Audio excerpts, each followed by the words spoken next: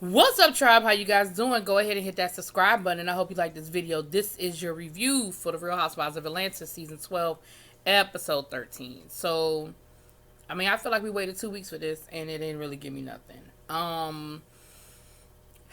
We start off the episode with a few things. We see that Mark, Kenya's husband, is planning a charity event. We'll get back to that later. Pilar is 5 months old. Riley is back after her summer internship in New York, and she said that her and Kayla did not hang out at all. She had a good time. That's pretty much how they do the little prelude thing. So we're having lunch. We have Cynthia having lunch with Eva. She has invited. Cynthia's having lunch with Eva. She's invited Kenya and she's invited Tanya, so they can sort of squash their issue. Cynthia's thing is, look, I told Tanya, Cynthia wasn't happy with her. I told Cynthia, Tanya wasn't happy with her, and I told both of them that the other one knows. Like, I ain't getting in it. I'm not playing this back and forth game, and we're gonna sit down like adults and we're gonna resolve it. So Tanya gets there first. Now, see, here's my thing with Tanya. Tanya, my biggest issue with when stuff like this goes down is, girl, stand in your stuff. Stand in your stuff. If you were being shady, yes, I was being shady. I felt some kind of way. But, y'all get to doing that BPPP, and I just can't. I cannot. So, Kenya gets there, honey. Look. Kenya came in on 20. They were telling you, girl, you look good. She said, yeah, I need to look good when I'm getting ready to read a bitch. I said, oh, here we go. And basically, Kenya was like, look, at the end of the day, I run a hair care. She was doing in her normal Kenya fashion. She was being real extra with it. But she was like, look, I run a hair care company. My bread and butter is on people trusting that my hair is my hair and that my products are doing what I say they're doing. And she said, I'm a walking billboard. And she's not lying, but some of it you put on yourself. You're the one that made a big deal about the fact that you're natural. And what Tanya was saying was, what's the big deal? Every once in a while, we all wear wigs every once in a while. What is the big deal? And Kenya was like, that's not the point. The point is, my customers find out that I wore a wig one time, and now everything comes into question. Once again, I'm going to say to you, Kenya, we thought that you never wore a wig? That's what you thought we thought? That you never wore a wig? Child, bye.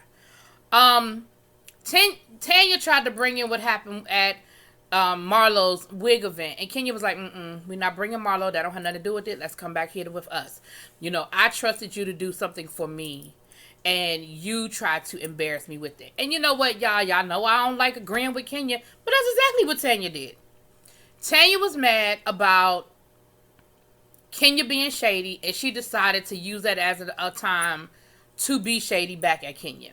I don't think she understood how serious it was because, Kenya has a valid point about this being her business. Again, if you think nobody thought you ever wore a wig, that's crazy. Or insert, what they call them, plugs. Y'all know what I'm talking about. Pieces. Whatever. But with that being said, then they started getting on to the situation about the in vitro. And once again, Tanya, you were doing too much. You were talking about something you felt like Kenya was attacking you about your eggs and your in vitro. And Kenya was like, see, I'm very passionate about in vitro because I know what it did for me. And I'm offended that you said or felt like I was attacking you. That's not what it was. And, from the clip they showed, I didn't feel like Kenya was attacking her either. I feel like Kenya was giving her some sound advice and trying to tell her, look, if you want a baby, you need to go ahead and do it sooner rather than later. Like, I don't think I didn't see it that way. And again, y'all know I don't like agreeing with Kenya about nothing. But right is right and wrong is wrong. And Tanya, in this one, you were doing a whole lot. And Kenya, I didn't necessarily disagree with what Kenya was saying. Now, Eva was on the sideline, and Eva said, I don't think Tanya was ready for the wrath that is Kenya. And I'm going to say the same thing. She wasn't. She wasn't ready. Then Patty Kenya came in, and Kenya then invited the cookie lady to come and sit down and have lunch with them and tell them all about what happened with Tanya's man and her. Cynthia was pissed. Then, oh, that's the other thing. Kenya tried to throw Cynthia under the bus and made it seem like Cynthia was doing something with the cookie lady. She invited the cookie lady to an event. What she invited the cookie lady to was her opening. Her cookie lady is her next door neighbor, her business, like the business on the same street as her wine cellar. I'm sure she probably invited everybody on the block. And like Kenya said, like Cynthia was saying, don't do that. Don't make it seem like I've been hanging out with this woman and we've been doing a whole lot of this. I invited her to my opening. Like, I invited her to the event. And again, that's the clip they showed. Now, if they were doing more hanging out that I don't know about, then they ain't show that clip. I can only go by what I saw. So the cookie lady shows up. Cynthia's pissed. She pissed because Kenya didn't invite the damn cookie lady. But she's also pissed because she felt like Kenya threw her under the bus. The cookie lady, she came in there like she got something to tell. Tanya has an attitude about it. Tanya's like making it seem like, well, what you saying isn't a big deal. Baby, cookie lady was real feisty. She was enjoying her little 15 minutes of camera time, honey. And basically all she said was that she was at the same place where Tanya's boyfriend was, fiance, whatever. And he was talking to her, started a conversation up with her, and he said he wasn't married. He said he was in real estate. And then she said the conversation fizzled. We sort of lost touch, interest in each other, and that kind of went on. And Tanya was like, okay, so what you're saying is you were at a bar, you had a conversation with somebody at a bar, and then the conversation ended. Which essentially is what she was saying. However, the fact that he lied about being in a relationship, he said he was single, and he lied about his occupation. He said he was in real estate. Tanya's man is in technology. Tanya wasn't tripping. And then Kenya was like, well, I would have a problem with and Tanya said husband. Kenya quickly corrected her, honey, her fiance. That's her fiance. That's not her husband, honey. That's her fiance. But Tanya was like, I would have a problem with the fact that if my man, Kenya said, if my now husband, when we were dating, was telling people he was single, I could definitely see where that could be an issue, but I don't think it's that serious, and I don't think it's serious enough to create a moment. And I certainly feel like the cookie lady was just trying to have a moment. And what Cynthia was saying was she told us this information when the cameras weren't around. She didn't think the cameras were capturing it. It don't matter. The story she had to tell wasn't that damn deep. Like, I'm not saying that I would be happy about it, but guys do it all the time. Hell, women do it. We go out with our friends. We single for the night, honey. You know what I mean? You get to flirt and you have a good time, and then you going back home, and it is what it is. No harm, no foul. You lie about your name. You lie about your occupation. You lie about where you live. I'm from out of town. Yeah, I'm from California. I'm just here for the weekend with my friends, and I live down the street. You know what I mean? It's like, I just didn't see it being that serious of an issue, and it certainly wasn't anything that would rise to the occasion of I'm going to go back home and cuss my man out. Like, I don't know. And of course, Tanya did not give her the satisfaction. But it was a real messy moment. Cynthia was on her way on the flight to go see Mike, honey, and she was like, can I get my food to go? Because I'm over this whole situation. Kenya leaves with the cookie lady. Cynthia leaves. And Eva was like, now, I don't mean, she said, I believe that the cookie lady was being messy, but she know how to make a cookie. Because pregnant Eva was eating that cookie, honey. Eva was eating that cookie, honey. All right. Porsha and Dennis. They go to therapy. And in the therapy session, they let the therapist know that they've gotten back together. Porsha has her ring back on. And Porsha basically expressed the fact that she's having a hard time moving past the hurt to be intimate with Dennis.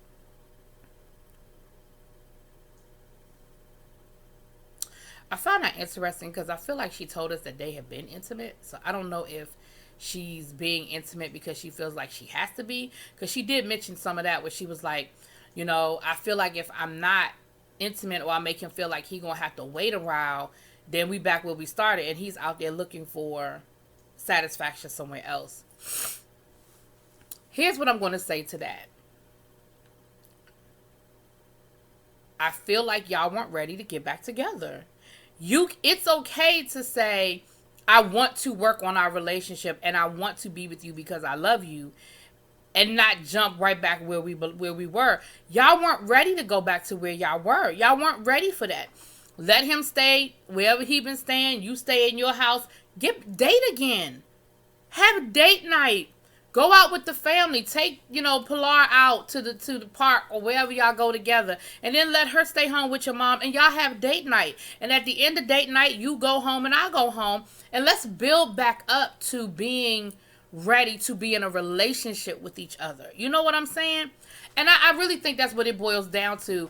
And I really wish y'all had gone to therapy before you agreed. In that moment, he kind of put you on the spot. Like, you don't want to embarrass him. You do still love him. But after, that whole moment of him getting down on his knees in front of everybody in Toronto, when y'all went back to the hotel, that's when you would say, look, I want us to work on our relationship. I ain't want to embarrass you in front of everybody, but I am not ready to put this ring back on. And it's okay to have that conversation in private. Anyway, child, that's how I feel about that. Cynthia is in LA. Why is Cynthia so damn thirsty? Golly. I mean, I know you in love. And I can appreciate that you are in love, but you just look so damn thirsty, Cynthia. Child. But Cynthia's in LA, and we see Mike with his youngest daughter. I think her name, y'all know I'm bad with names. I don't want to make up a name for the baby, but his youngest daughter. She's 17, and she's going to be going to UCLA in the fall. And so, it's excited. They're excited and everything. And they get to flirting in front of her. And she was like, yeah, so I'm just going to go ahead and leave now. But Cynthia was saying how they're working on the blended family. And they're all working on getting to know each other. And how, his kids are really sweet. And, everything is going really well. Well, later on that night, after the daughter leaves, they get to talking, honey. Cynthia get to try to tell him what's going on with the girls. His whole face was like... And at the end of the day, when she got done explaining all of that was going on, he said, you know what? The next time that we get together, I'm going to bring you some milk and cookies. Like some juice boxes and some snacks. Because y'all act a hot damn mess when y'all get together. And that's the same thing that Eva's husband said last week. Like, they just do. And this new group of guys, they are not interested in entertaining the foolishness. Remember Peter was really into entertaining it and that kind of thing. These guys are like, I'm gonna need y'all to grow up. You know what I'm saying? Later, I'm gonna go ahead and just knock this out, chat. I'll get back to that. So Cynthia and Mark Kenya, these names tonight. Kenya and Mark are getting together. Mark is trying to put a charity event together. So they went to go look at Cynthia's wine cellar, she also has a space that she rents out. And he's talking and Kenya keeps trying to get a word in. And every time he gets ready to say something, Kenya tries to say something. He talks over her. And she was like, look, I feel like I'm trying to, I can't get a word in. And he was like, look, I'm excited. I'm just trying to visualize everything. I got to get it out while I'm thinking. I got to get it out while I'm seeing it. And a part of me understands that. Like, a part of me understands that's what he was doing. Like, he really was visualizing. He really was trying to figure out where he was going to put the chairs and how many people they could fit and where the stage was going to go. But then the flip side was, I know you hear your wife talking to you. I know you hear your wife talking to you. At a certain point, you pause and say, what you think? I know you hear her talking to you. Watching the two of them is just, it is just hard watching the two of them together. It just is. And I feel like the meaner and meaner he is to Kenya, the meaner and meaner Kenya is to everybody else. But anyway, we did see a little bit of affection, honey. He did slap her on her ass, but that was the most affection I think we'd have seen out of them, period, ever.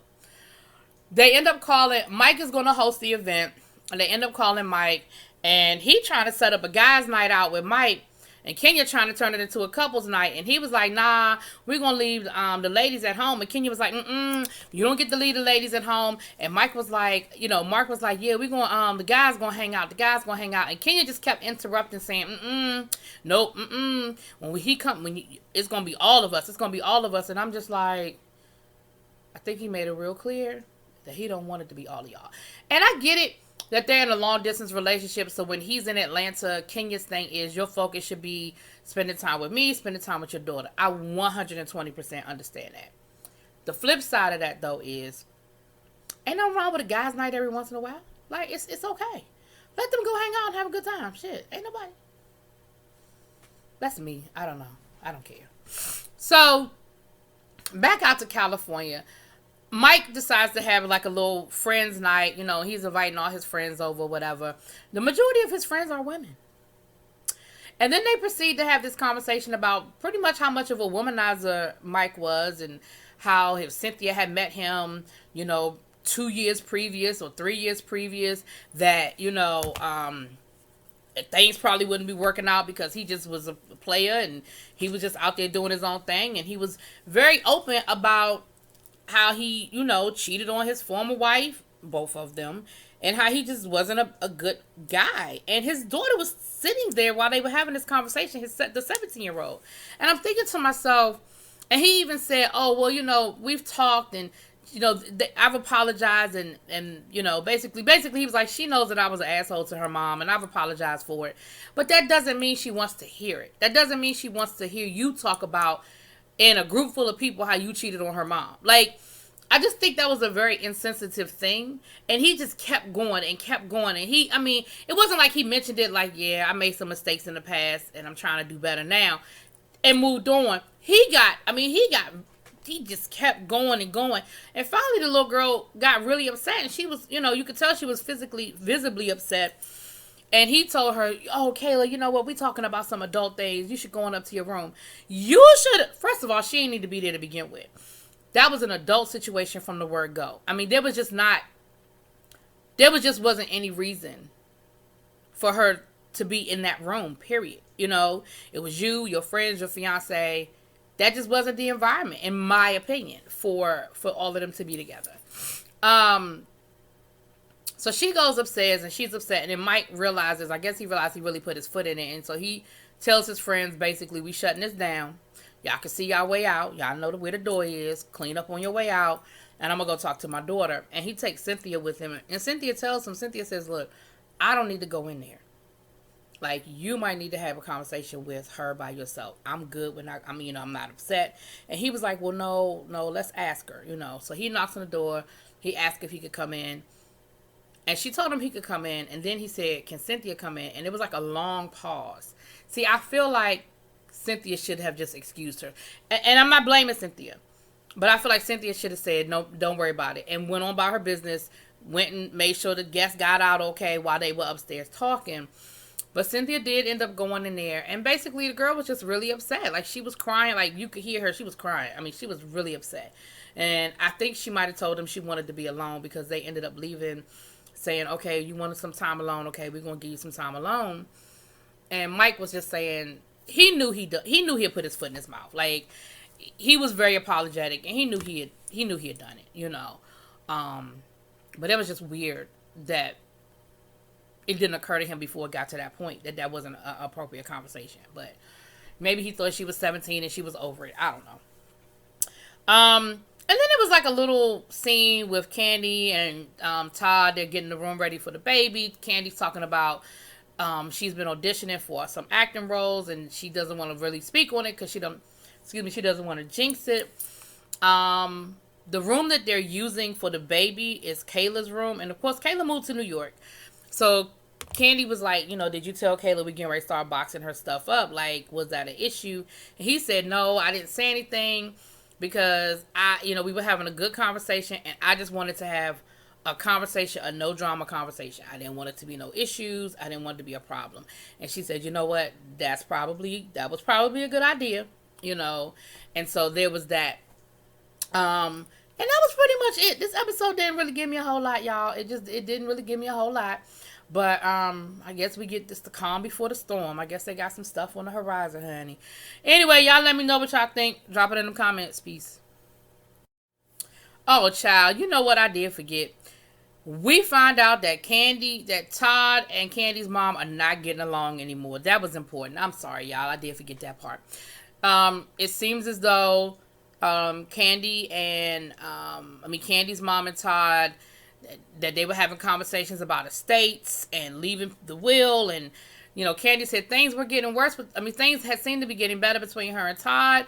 But then it's like it's regressed, and it seems like it's right back where it started, where her mom just really ain't got it for Todd. Now, I don't know if her mom has some insight that the rest of us don't have. I don't know if she's seen some things or if she just being honorary child. Who knows? But that did come up, and I thought that was interesting. And Todd was like, yeah, please make sure you, because it came up that the mother was worried about whether Todd would take care of Kayla if something, Riley. And Todd was like, what makes her think I wouldn't take care of Riley? Like, what makes her think that if something happened to you, I wouldn't make sure Riley was okay? And she was like, child, he was like, she said, well, she's worried about, she wants me to take my name off of her house because she doesn't want to have to deal with you if something were to happen to me. And she said, you felt the same way. You didn't want to have to deal with her if something had happened to me. So, he said, well, look, do me a favor. Just make sure you take care of your mama, because you're right. I don't want to deal with her. So you gonna make sure you take care of your mama. And poor Candy. Candy is just in the middle of that mess. But I can respect that Todd didn't. He ain't badmouth Mama Joyce. He was just like, yeah, go on, make sure you take care of that. Anyway, y'all, that is what happened. I'm gone for real this time. Talk to y'all later. Peace.